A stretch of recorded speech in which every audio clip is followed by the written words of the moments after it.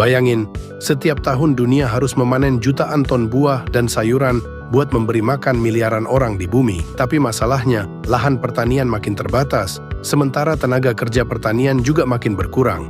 Makanya menjelang tahun 2026, dunia pertanian mengalami revolusi besar.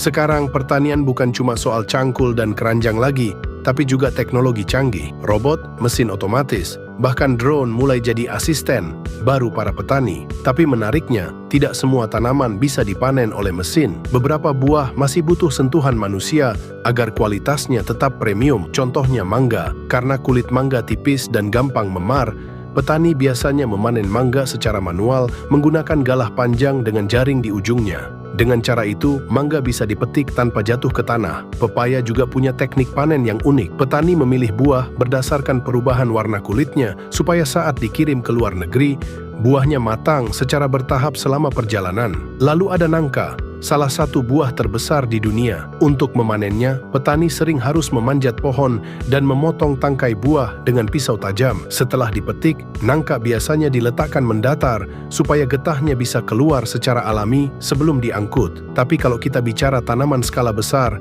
teknologi benar-benar mengambil peran besar. Contohnya panen semangka.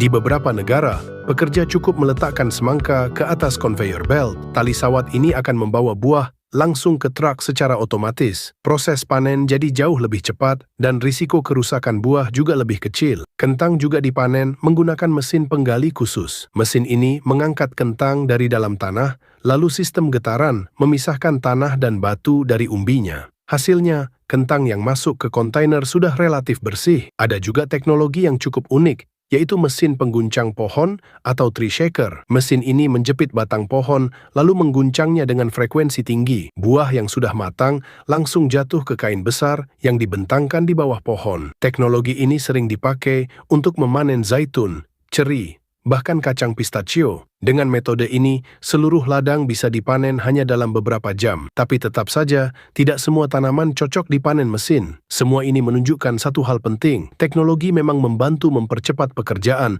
tapi peran petani tetap tidak tergantikan. Karena pada akhirnya, yang menentukan kapan buah siap dipanen tetaplah manusia. Jadi di masa depan, pertanian bukan soal manusia melawan mesin, tapi manusia dan teknologi bekerja bersama untuk memberi makan dunia.